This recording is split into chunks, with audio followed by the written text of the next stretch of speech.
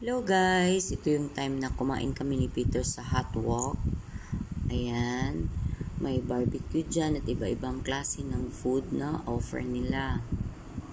Ito naman yung side ng drinks nila, non-alcohol drinks. Ito, dito ka mamimili. Tapos ito naman yung alcohol drinks na yung may beer, ganyan. Dyan ka mamimili sa kanilang menu. Tapos meron din silang happy hour. Yan. Then, tingin naman tayo sa kanilang mga pagkain. Ito yung mga pagkain na ino-offer nila. May a la carte. Ayan siya. Masarap yung pagkain dyan, ang pagkaluto. Kasi isa sa chef dyan ay Filipino. So, naghanap na kami ni Peter kung ano yung food na gusto namin kainin. Ayan, pili-pili lang. Mayroong iba-ibang side. Ayan, na side is barbecue. May chicken, may seafood. Iba-ibang klase na pwede mong orderin na barbecue. Ito naman ay Daya Cuisine. Daya Cuisine is yung local dito na food. Usually yung mga iban, ganun. Ito yung food nila.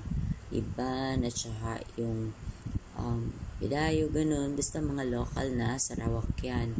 Ito yung pinaka food nila dito ng mga usually kinakain ng mga tao. Yan, tingin-tingin lang tayo hanggang makapili tayo ng ating gusto na pagkain. Dito naman na side is Philippine food or Philippine cuisine. Ano siya, maghanap tayo kung ano nang gusto natin kainin na Filipino food. Diba, yan, nasasarap. May spring roll, crispy pata, sisig, pork, kawali, ganyan. So, ito yung surrounding sa loob ng Hot Wok. Ayan siya. Maganda yung yung side. Doon naman na side, kung ayaw mong mag-aircon, punta ka naman dyan. Ayan siya na side, punta ka dyan. Tapos ito naman yung harap. Ayan yung harap ng Hot Wok. Ayan si Peter, muni-muni siya. Muni-muni muna. Tingin-tingin siya sa Habang ako'y binabasa yung menu at sinasabi sa kanya kung ano ang menu na gusto niyang orderin. Tingin-tingin muna. Ayan siya, Filipino cuisine.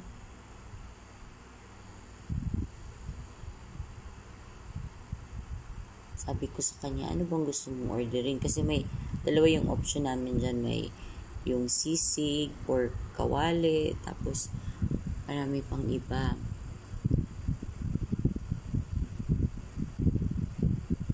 Tingin-tingin lang kami kung ano ang gusto namin kainin dyan. Basta ako, yung in-order ko dyan is yung pork kawali at saka sisig. Yung dalawang yun ang in-order yata namin, as I remember. So, ang dami-dami. May mga vegetable din. Ayan, tapos na yata kaming magtingin ng food. So, we decide kung anong o-orderin naman namin na drink. Yan siya. Ang dami kasi. Pag ganito guys, nalilito ako. Pag maramihan na food, nakakalito talaga.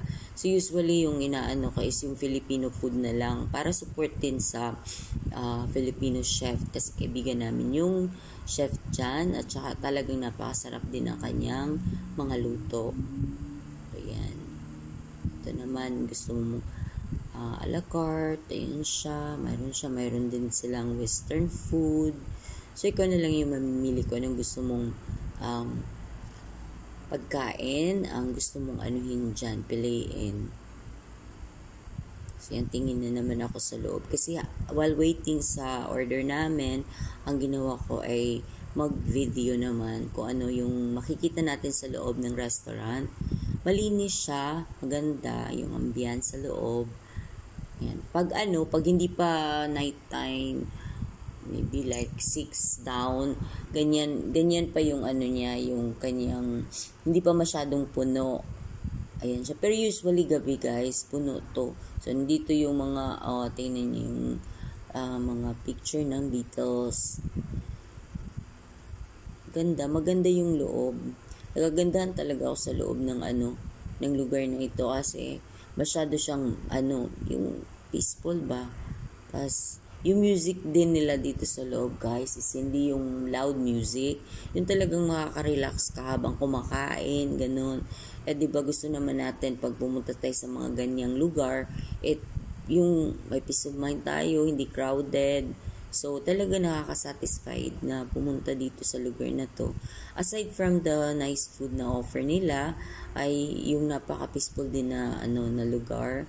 At yung magagaling din mag-serve yung dyan, yung mga staff. So, wala pa masyado silang tao. Kulang pa lang. I think, kasi to hindi pa to 5 o'clock. Pa to, yung masyado pang maaga. So, yung mga tao kasi usually dinner time sila pumupunta dyan. At masyado ng puno yan. Kasi maraming basta 5 up ganun, marami ng mga tao. So, parang, ito yung drinks na in-order ni Peter. Ayan siya. Ang sarap, diba? Ang sarap tingnan ng kanyang drinks. Ang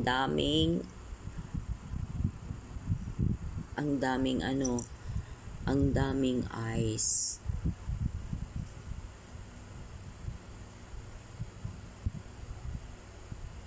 So, napaka-refreshing pag ganyan kasi syempre, malamig, diba? It's Peter. Ano nangyayari kay Peter? At masyado naman siyang napaka-peaceful. Mumuni-muni siguro yan. O baka naman gutom lang talaga kami this time. Natingin siya sa drinks ko. Habang nag-uusap kami dyan, and ganyan, waiting pa kami sa order namin food.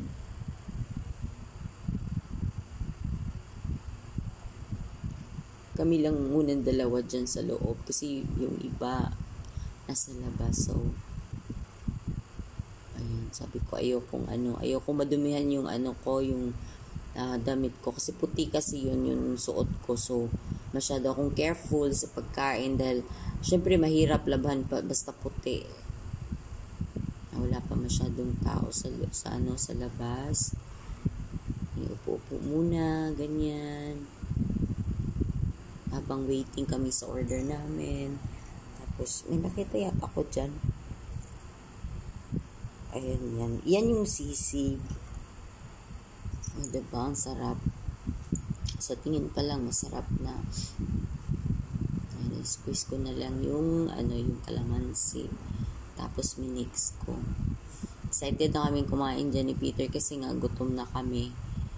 So, ganyan ko na lang. Tapos, habang waiting pa kami sa yung isa pa. Dalawang lang, putahe lang yung in-order namin. Kasi ayaw namin masubrahan. Ayan yung kanin. Plain rice lang. Plain white rice. Pwede ka namang umorder kasi ng fried rice. So, yan. Yan yung kanin na in-order namin.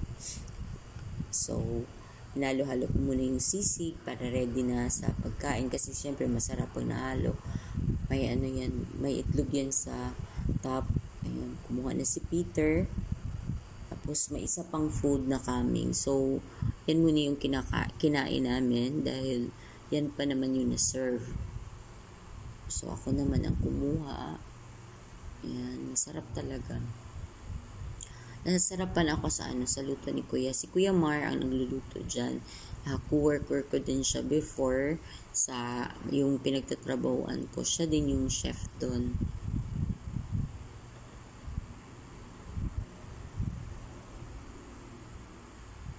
So, kain muna kami. Yan muna. I think yan yung in-order ko. Tapos yung isa kasi, si Peter yung nagpili noon. So, waiting pa siya dun sa talagang in-order niya na gusto niyang food. Ayan na yung lechon belly kawali. So, sabi ko kay Peter, kumuha niya siya, kain na kami. At yan na lang yung natira sa sisig kasi nga masarap.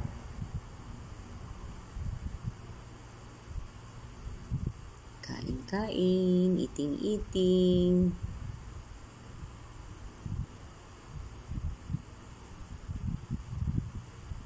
Diba, yummy in my tummy.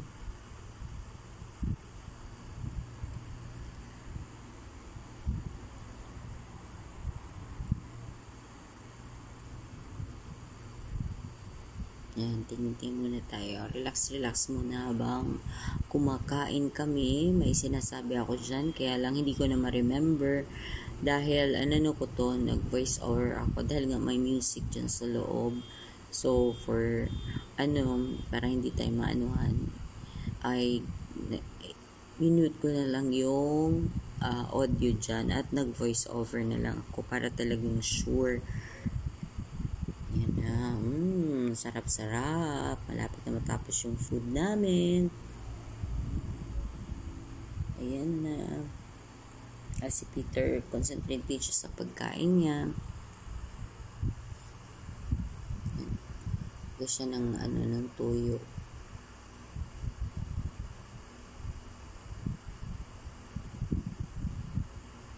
Basta concentrate lang, enjoy, ganyan. Usually kasi hindi ako nagluluto, kaya talagang lumalabas kami dahil wala din akong maisip tuin. So mas mabuti na lang talaga kumain sa labas para talagang masatisfy din yung craving namin. And si Peter, nag-concentrate na siya sa kanyang pagkain. Sabi ko, masarap ba? Sabi niya, oo daw, masarapan. Kasi masarap naman talaga. Lalo yung nagluto dyan is Filipino din. Kasi marami na ditong gumagaya ng Filipino food. Pero syempre, iba pa rin kung talagang nagluto is Filipino dahil alam natin yung talagang dapat na lasa ng pagkain. Marami akong nakikita dito mga sabing Filipino food, pero hindi naman kasi ganun yung pagkaluto. Pagtingin mo pa lang, sabihin mo hindi naman ganyan yung pagkaluto ng Filipino food. So, habang kumakain si Peter, may napansin ako, ayan siya. Nagpre-prepare sila for fish barbecue. Sabi ko kay Peter, siya yung isa sa pinakamagaling dito sa Bintulo na maghanap ng location ng mga isda. Talagang alam niya kung saan banda yung maraming isda, ganun. So, syempre, kung may talent kang ganun, malalaman mo kung saan yung mga isda.